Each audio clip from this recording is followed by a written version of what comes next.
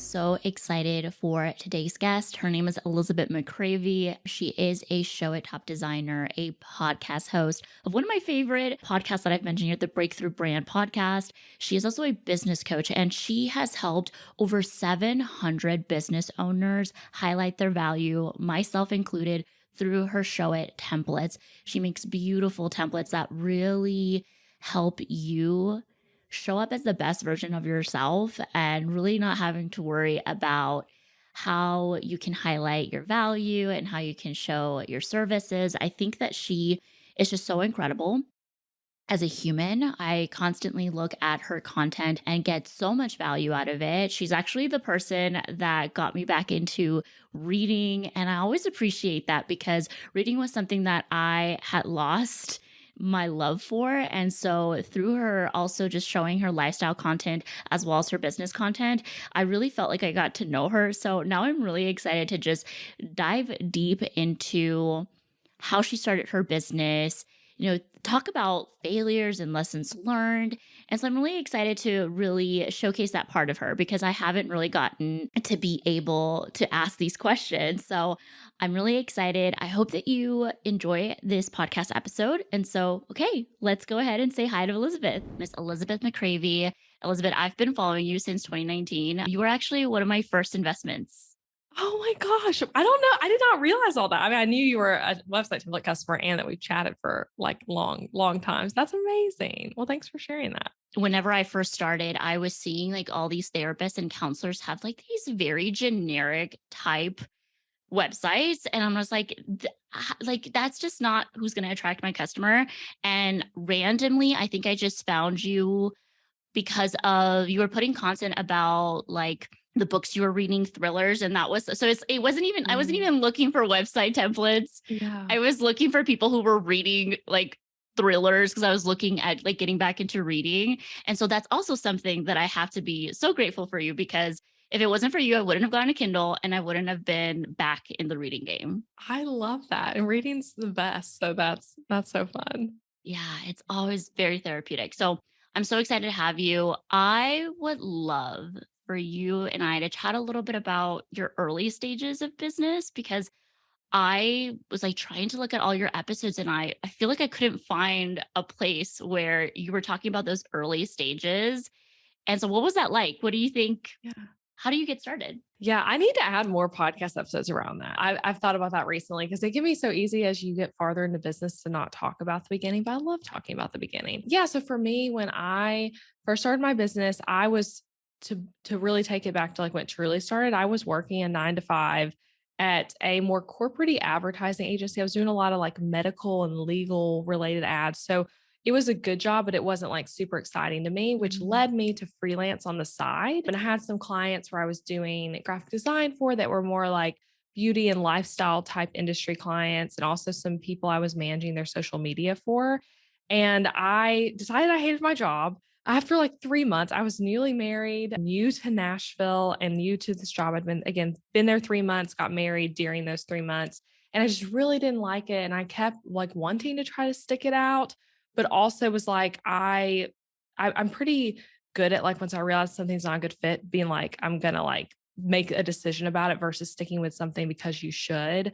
So I put in my notice after looking at the company handbook. I'm like, okay, they give you 30 days, but I left that day without a job. They were not happy that I quit. I cried during my quitting. It was probably really annoying to my boss, but I was just like, so like, oh, and then they were like, you can actually just go ahead and go. So then I left that day feeling like relieved, but also like, what am I supposed to do now? Because we really needed my income. My husband, but he's actually a counselor now, which I think you knew that, Monica, right? Yeah, yes. Yeah. And his name is Adam, and my husband's name is Adam. Yes, that's amazing. Yeah. So I'm a big fan of counseling. But at the time, he was a minister, like working for a nonprofit, like very entry level. And so we really needed my income too. And I started like literally that next day, like first day without a job, like applying for all the different marketing, graphic design, advertising related jobs around Nashville, and applied for so many. And at the same time was like, okay, I'm going to pick up some freelancing because we need money, and I loved it. And ultimately what happened was I did not hear back from any of those jobs, which was really crazy to me and kind of like a cool God thing to look back on. Cause I got that first job so easy. Like I had so many friends coming out of college who were like very much struggling to find a job. I got that one really easy, then quit it, but then couldn't find another job, which then I feel like was just me being led towards starting my own business. So both my husband and my dad were like the big encouragers in it, but they were like, you're already making money doing this freelance thing. You really are enjoying it. What if you like took this more seriously, made it a legitimate business, tried to get more clients? And I've always been very entrepreneurial. I think you're the same way, Monica, of just like loving business. My dad was an entrepreneur. So I always knew like, hey, I want to start a business at some point. But I was at the time 22 or 21. I think I was 22, going on like 23. And it was like, well, that's like, I'm like, what do I know? I shouldn't start a business yet. I don't have enough experience. Like, who wants to hire me? That was kind of my Mhm. mentality. So it took that extra encouragement from them of like, hey, you really can do this. Why don't you go for it? Because that's how my business started. And I started off doing a whole lot of different things from what it looks like now, but so grateful. And that was like about almost 7 years ago now. Actually, no, more than 7 years ago, even. But yeah, a while. And so Yeah. now I'm doing it longer. So it's really fun. That's amazing. And like a couple of things that just stood out to me were that you said, I'm the kind of person when I know something's not for me, I don't just stay because I have to, because I should.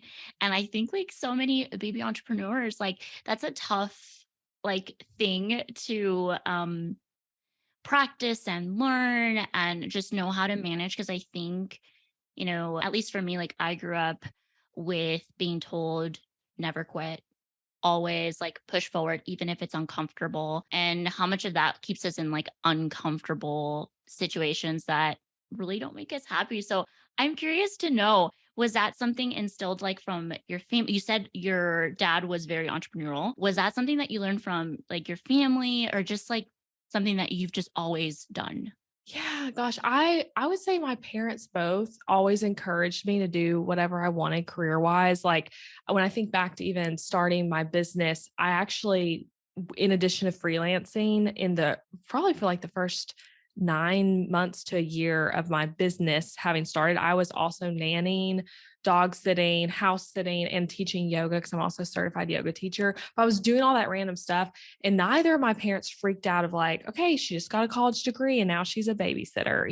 No one was like really concerned, like she's going to figure it out. So I feel like I've always been encouraged to do what I think I want to do. I was never forced to like play certain sports or like do certain things like that. So I do think that is a part of it for me. And you're right though, that it's like we can be encouraged of like, yeah, keep going, don't quit. And sometimes quitting is because quitting requires you to start something else, be like the better thing to do. Yeah, and I think people hyper focus on the quitting because, oh, I failed. I didn't give it Yeah. my all. But sometimes not everything deserves your all. Not everything deserves for you to put yourself in a position where you don't love Yeah. it.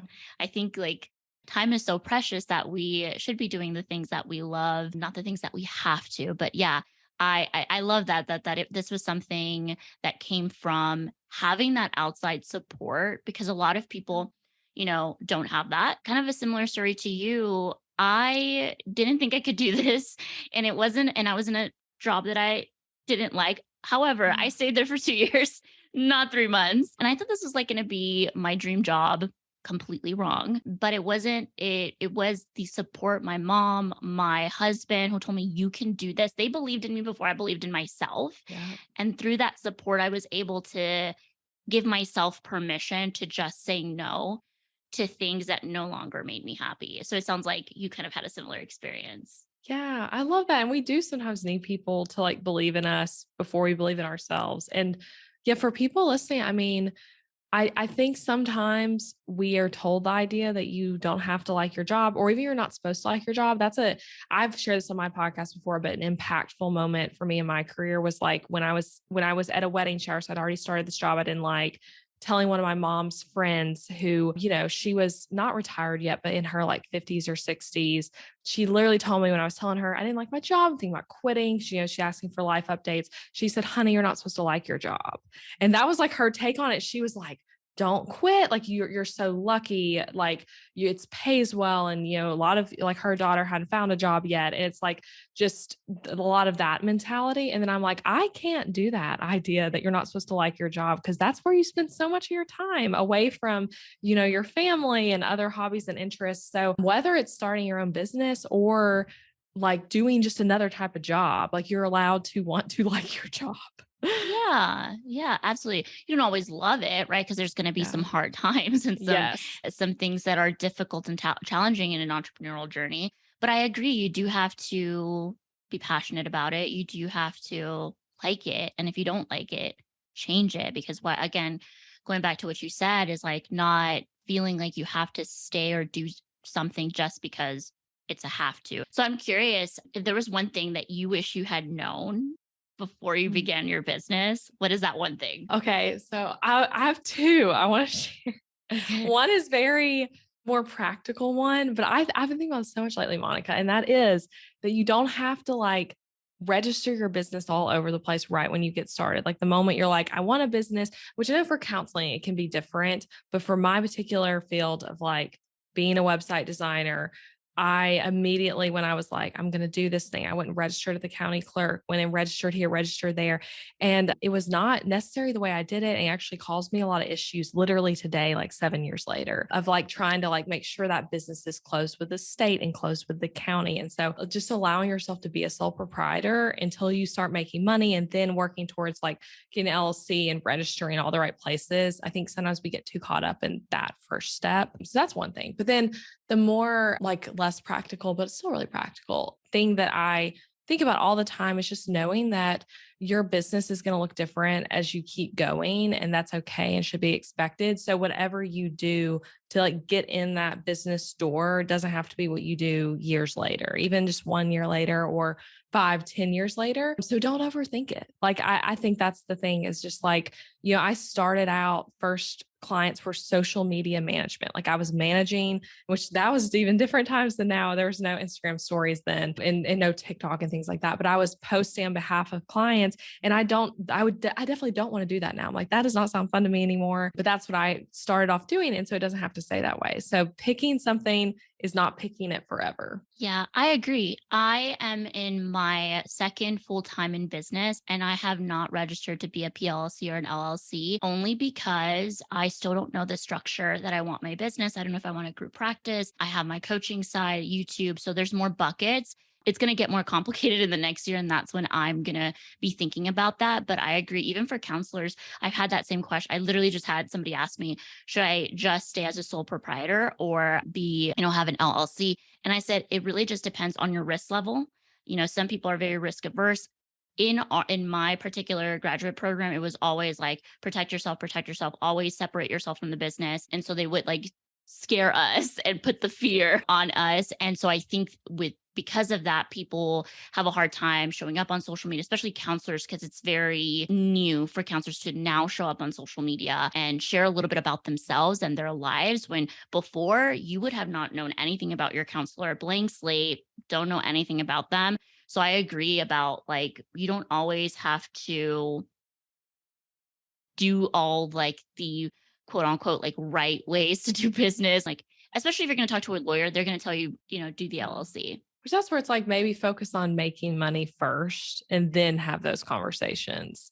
And that will even help you be smarter than I was. So when I went and did all that and then literally I'm trying to like I'm literally trying to close the sole proprietorship business I registered with my county clerk 7 years ago, still trying to close it. Like it's just a mess. Yeah, yeah. So I agree. So it's just like complicated things for you in the Yeah. future. So that's a good tip. You also said just knowing that whatever you're going to do now may not be what you're going to do later, and I completely agree. I started the podcast, and at the time I was an intern as a counselor working at a 9 to 5, and these two therapists had this podcast. They heard from someone else that I started a podcast. They were like, "Hey, we would love for you to be our editor."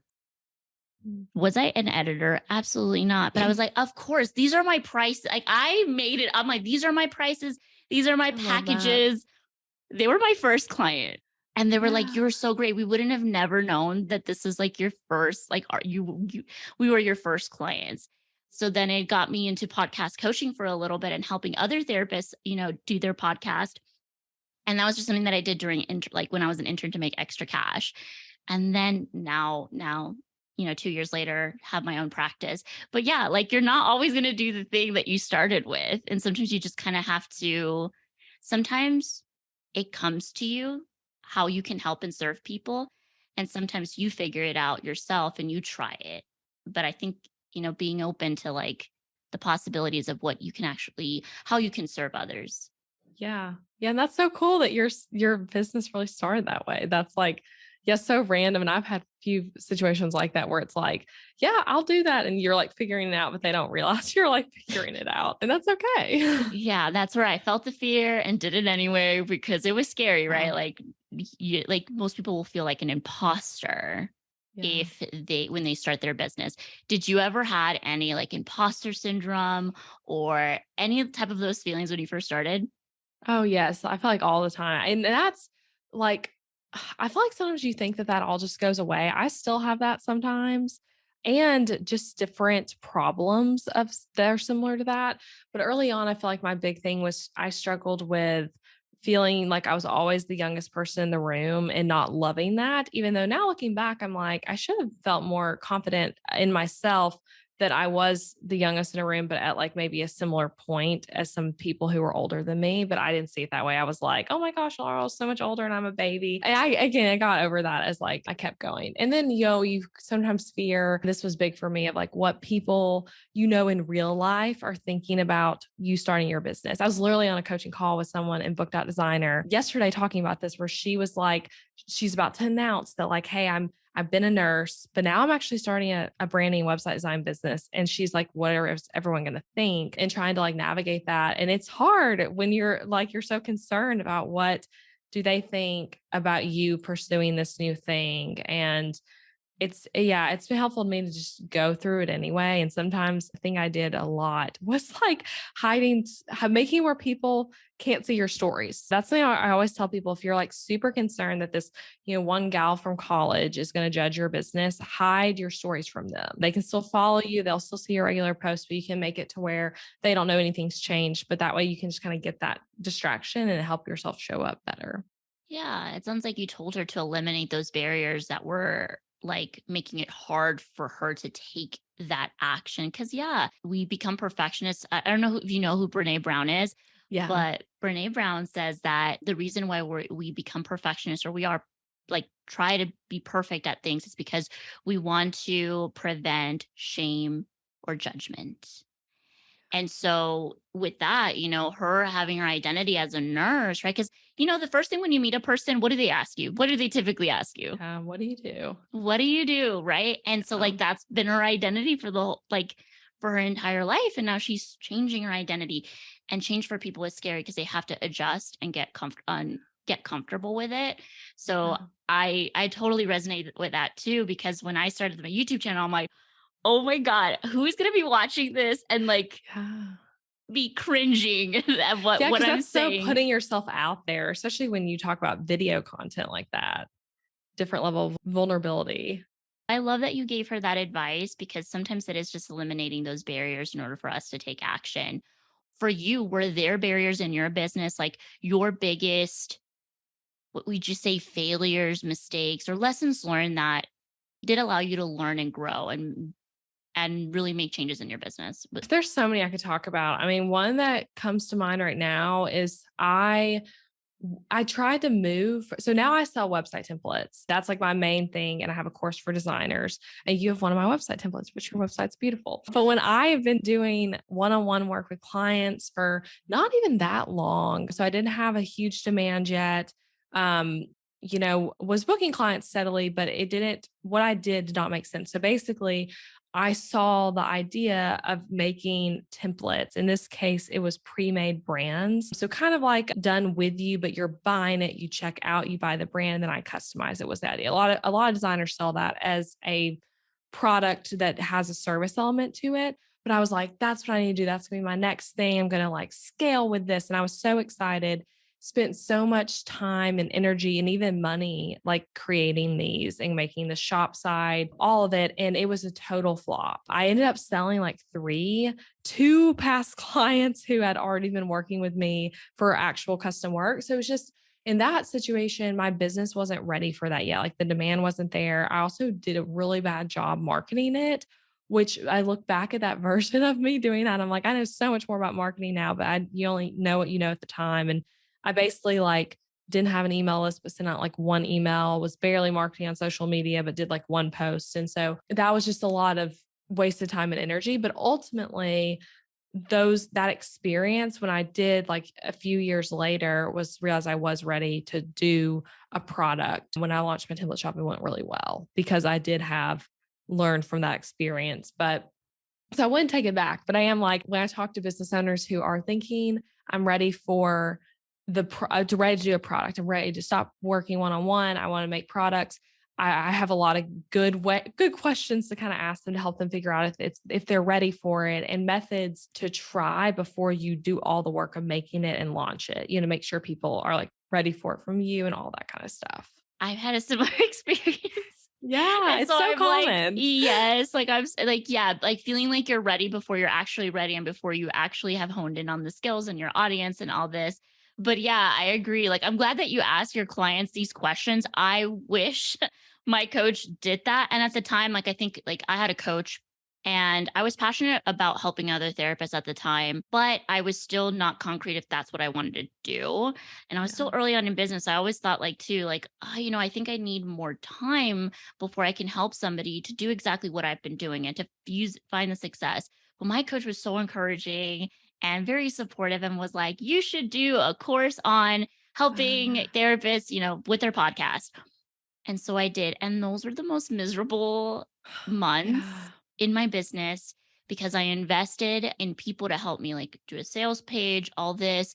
And I was having a hard time showing up. So like everything, my body, my mind was telling me all of the signs that this was not a good idea, to the Yeah. point where I was just like stressed, crying, like this is what they don't show you on Instagram or TikTok, like those moments where you get frustrated with yourself, you feel stuck. I felt stuck. I felt like I already Yeah. announced that this is what's going to happen. Like, so I did a group coaching program Mm. and it was great. Like, yes, I got revenue from it, but I was miserable. I had a hard time showing up for people. And then I did the course and I was like, why did I do that too?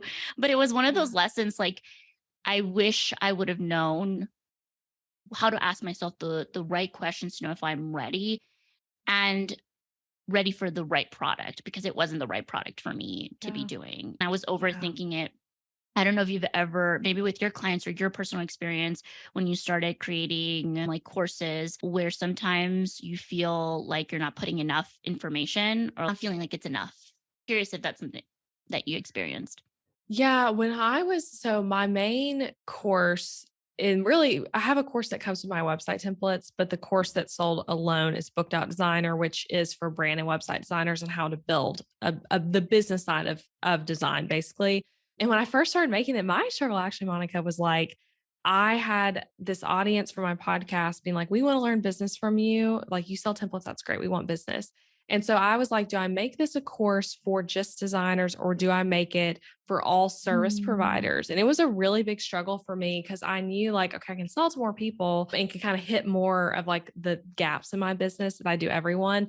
But then I felt like I was going to struggle with putting too much content, like you're saying, and also not as helpful because it wasn't going to be as focused. So ultimately, I was like going all in, as you can tell from the name, like the word designers in it. So I went all yeah. in on designers, which then allowed me to like make the content super, super focused. And now I still want to do something else for the people that didn't hit who wanted something. But I think it was the right decision focusing on just designers for that. And the whole time I was making the course, I had that struggle you're talking about of like, not providing like what they need, but not just all the things, like not just word vomiting on the course basically. So it's a really big course, but I did try to be really strategic about not putting like too much in at the same time, because that's a hard struggle. And I think it's asking like with making a course, I always like to one thing I tell people to do is making or a course or any kind of product, consider writing like a very rough sales page before you make it. But it does not have to be what you actually use, but basically you need to think about how am I going to sell this to someone? With writing a sales page copy, it sounds too stressful. You could think about that a friend you know on Instagram who's a business owner, whoever this product could be for, is asking you about it. How do you explain it to them? And write it down and let that be your guiding post as you make the content and be like, okay, this is what I'm saying I'm selling. Does this align? Does this module, does that lesson make sense? Does that help them reach this goal I'm promising? Yeah, that's excellent advice because I wish I knew I wish I knew that. But now I know, right? Yeah. Now I know. I always tell clients like if it was a failure, if it was a mistake, you only had so much information and you mentioned that too. Yeah. And you were just going based on the information that you had. And so imagine getting more and more information and more honing in your skill set, you're going to do better, and it's hard for us for our present self to not judge our past self because our past self didn't have the information that our present self has. So I love that you mentioned that. And something about you, Elizabeth, that I love and why I 100% feel like your book dive design is probably incredible is that during your podcast episodes, like I feel like are really so intentional with giving those tangible tips and really answering just Thank like you. I don't know, the right questions. And I don't know if that's because you're just really, really like connected and in sync with your audience. Are there any tips that you do to be able to accomplish that, to be able to kind of deliver what your audience wants? What are some things that you do? Thank you. That's so kind. So I really appreciate that because I love my podcast so much. Like that's like something I was on a consulting call with someone else about my business the Mhm. other day, and she was asking about. I'm like, no, that's the thing. Like I always want to do. I have my hand in like a lot of aspects of it. But yeah, I think for me, I really like teaching, and I think I'm a good teacher. My mom was actually a high school teacher until she retired. So like my dad was a business owner. My mom was a literal teacher. And I think I like teaching and Mhm. have a natural knack for like me figuring something out myself and then teaching it to other people. And I am like people say they're an open book. That's a common phrase. I'm sure you hear that too a lot as a Mhm. counselor. I really am. And I actually have had in the way I was raised in some ways, a tendency to overshare because that was kind of what we were taught in our house, like no secrets. You should be able to tell everyone everything. And that was not healthy within our family. But I think some of that way of being, of like, as a business owner, I'm like, hey, if it worked for me, I want you to know I'm not trying to like be like, oh, I figured out this cool thing and I can't tell her because then she'll beat me. I don't have that attitude. And I think a lot of people do, even like course creators, which really stinks because if you're going to make, that's something I want anyone listening who's thinking about making courses or getting into education, like you need to be able to actually share stuff knowing you're making a competitor if that's what your course content's about. Like for a book.designers, like I have to know that I'm going to share all the things that worked for me to build a great design business. Other people are going to be building those too. But I want that though. So you have to approach it from that angle. But yeah, I think that's kind of like I like teaching and and open as a person around what works for me. Yeah, and I love that you also incorporate a lot of like the lifestyle stuff, like you as an individual, what works for you productivity wise. And I think that's what makes you stand out. I also know what made you stand out and why I purchased your template was because you had a course. And I was like, I've never Uh, used Show It before. What the hell am I? I yeah. just learned WordPress. Like, I have no idea how this works. And you made it so much easier to the point where I was like, it makes sense to the amount of money that I'm going to invest in this. It makes sense. Like, because I know I'm going to get what I think your sales page said exactly what I was going to get. And so, yeah, I think you just have such a knack for it. So I love that. And I love that it took, you trying different things, you again, making mistakes because that's what entrepreneurship is all about and really kind of identifying your strengths. Like I love that when an entrepreneur can know I'm a great teacher. I love that you just affirmed yourself. That was just so Oh, easy. thanks. Well, yeah, I think I know I'm very pro like saying nice things about yourself and not and that doesn't have to be arrogance because I don't mean that arrogantly. It actually took me a long time to observe that. I was on one of my students from Book Designer, her Hmm. podcast. Um, like last year and she asked me some questions. I was like, wait, I never thought about the fact that my mom's a teacher and that like I maybe got that from her and not because I was like, oh, I get the business stuff from my dad. I'm like, wait, I've been raised to like teaching and learn how to teach, even though I wasn't a girl that was like, let me be a teacher when I grow up, like a lot of women are. And yeah, and I think it's good to be able to, but on that in that conversation with her, I was like, yeah, I think I'm good at teaching. And so yeah, so affirm Yeah. yourself. Absolutely. I mean, it's important, right? Because in entrepreneurship, like you don't have that I mean, besides your clients, right? But you don't have a boss to tell you how great you are. You don't have Um, performance reviews. You kind of have to do that on your own. You have to self-evaluate. And I often find that entrepreneurs have a hard time really being honest with themselves. So even part of you is like the part of in your family where, yeah, maybe the unhealthy part would have been that like the oversharing, but it also helped you understand that by being honest with yourself and by really like figuring out, okay, what is the truth? How am I really feeling? How, what is it that I'm actually doing that's working? It allowed you to reflect. Like it's when we're sharing, even if like right now you're reflecting, you're looking back, I'm asking you questions and you're reflecting back on what you did. And so that I think that's so important. A lot of people are afraid because it's like they don't want to go back. They don't want to go back to the mistake. yeah, that's true. And yeah, I think it is very important to be able to, as like you were just saying, as a business owner, we have to affirm ourselves and we do have clients giving us positive or negative feedback. But that's something I've learned in business is like, we actually as entrepreneurs, especially people like me and you who are putting out content, you can actually get a ton of positive affirmation. Like every time someone leaves you a podcast review, you're like, oh, they said I'm amazing, that's so great. Or they leave you a nice comment or send you a DM that you're helping them. That's great, and it's good to feel good about that, but you can't let that be the thing that's giving you all your worth, because you are going to get negative messages too, whether it's like someone being like, take me off your email list, this sucks, or like a negative podcast review. I literally get that all the time on my email list. I'm like, people respond like, please unsubscribe me, I do not like this. I'm like, well, just click unsubscribe. But that's like, you're going to get that. And like worse than that at some point. I feel like once like getting some negative feedback means you're reaching more people, and that's good. Like the net's wider, especially if you run something like Facebook ads. But basically,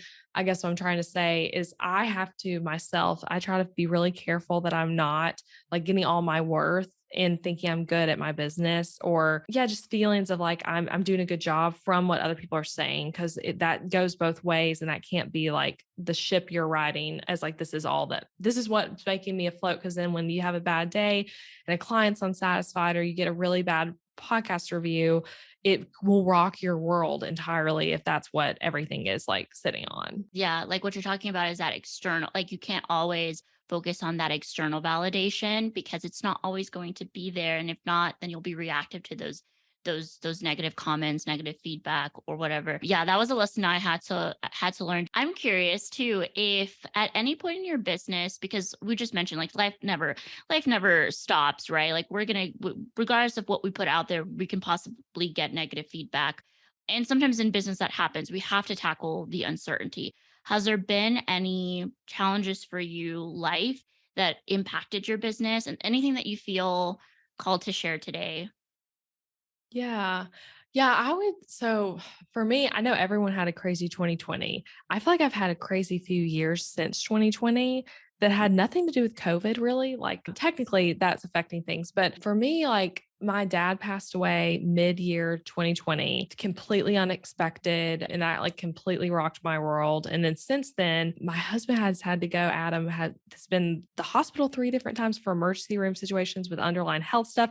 I had a baby in there, and I'm like, I still feel like a new mom, even though he's 15 months old now, but just a lot of like stuff happening. But when I think back to when my dad passed away, that was so hard. And oh yeah, like I said, a weird time in the world for literally everyone. But then it felt very odd to me to have this very significant person in my life pass away, and it like wasn't related to COVID. Everything was just about COVID. But anyway, when that happened, a big thing for me was counseling. Like I know, like, you're a counselor, so I know you're all about that being something that people should do for all kinds of things. But I had been in counseling for about a year-ish before he passed away, working on some other things.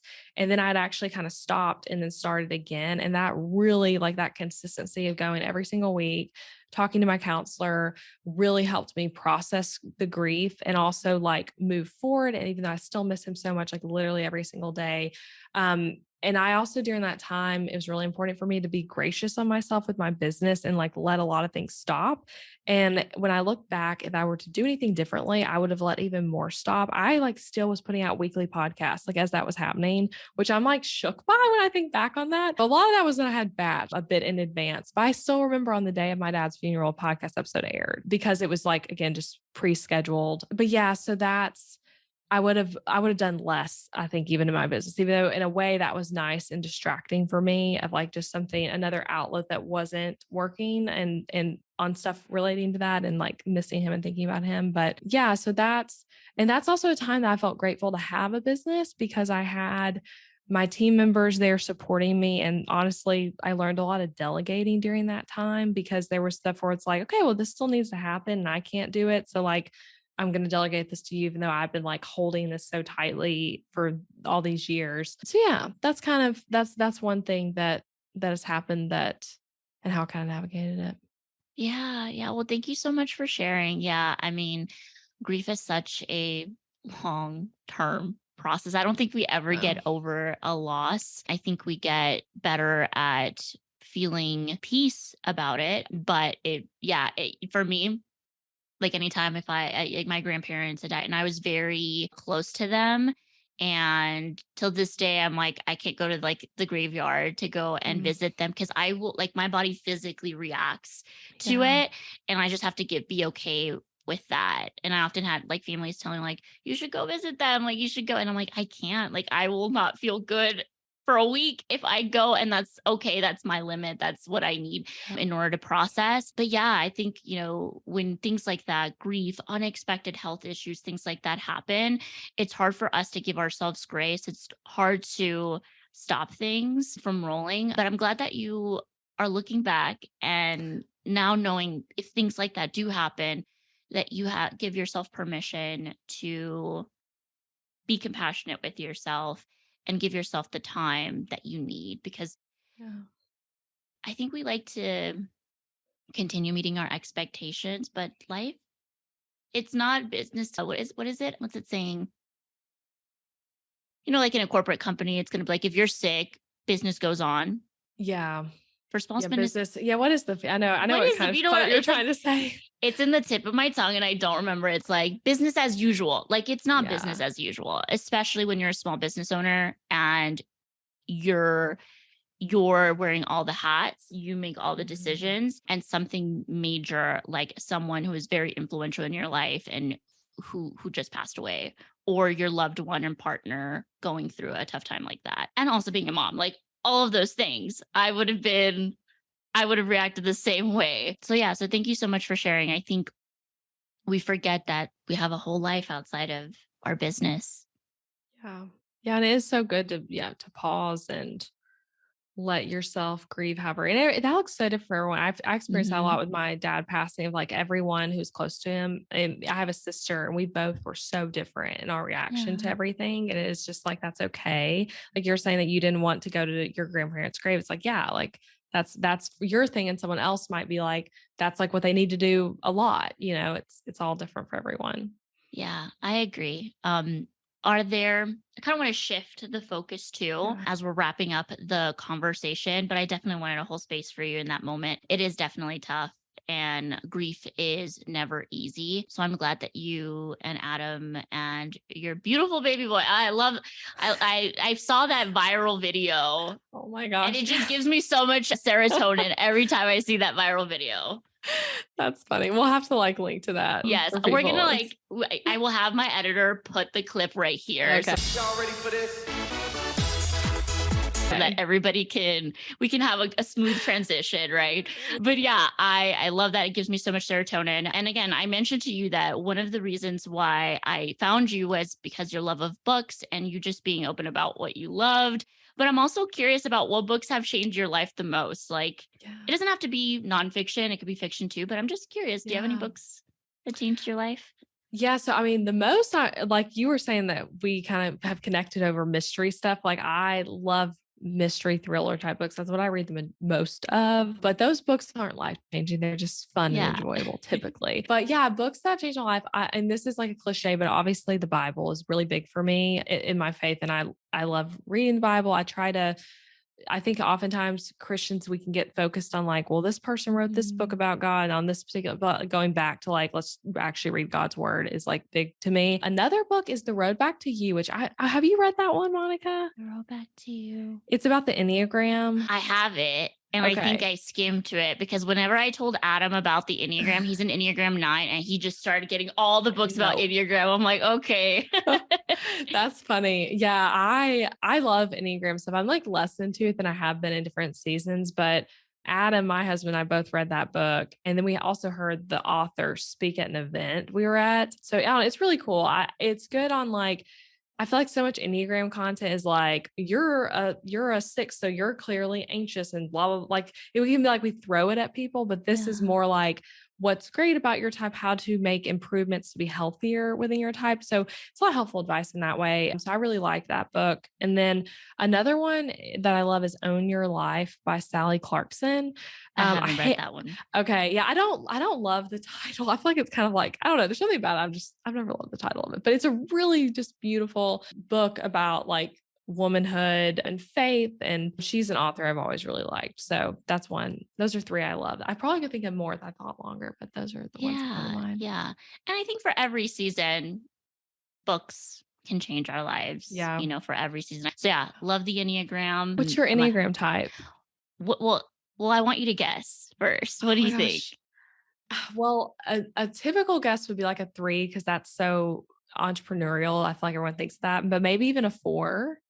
Or is Yeah. either of So those good or are I'm those a both fine? 3. I'm a 3 Okay, wing okay. 2. Yeah. So I'm a Okay. 3 wing Oh 2. yeah, 2 would have been a good guess because of being a counselor. Yeah. Yeah. Yeah, my husband's also he's a 3, but I think he's more of a wing 4, but Mhm. and I'm an well, do you well, I could have you guess my type. I might have even like, alluded to it. I can just tell you even. I feel like Okay. mine's Yeah. harder to Tell me. guess. Tell I'm a me. 6. Oh, I was going to say Yeah. that. Okay. Yeah, and I think I don't know which wing I lean more towards. I feel like it literally changes day to day. But yeah, so yeah, but either and 6s are what's even the name for the 6? I'm really blanking on it. Is it the loyal? Loyalists. Well, I love that we can always talk about the Enneagram for days. But I want to ask you my final question. And this is a question that I ask all of my guests. And that is, what is one thing that you wish people could just talk about more that maybe isn't talked about enough?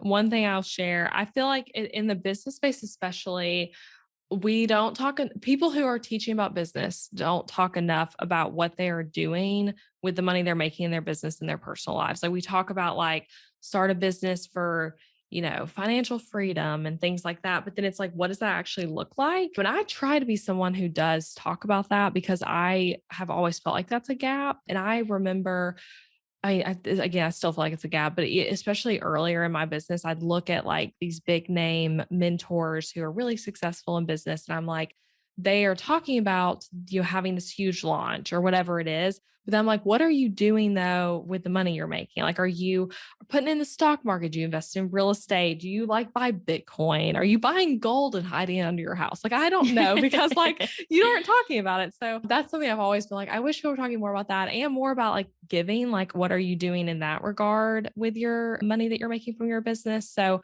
I think that's a topic thing one's looking to like share more of like an insider peek into what they're doing, like a great thing to talk about because people are curious and it's helpful when we think about, like it's great for our business to make money, but it doesn't really help us long term in our lives if it's just like you're just spending every penny, which I think is the answer for some of those situations that most of it's just like you're living a really like high level of living, but then investing and stuff. So yeah, that's something I feel like people don't talk about enough. Yeah, yeah, I agree that finances and transparency and how we're using our money is definitely still taboo and that people don't really talk about it enough.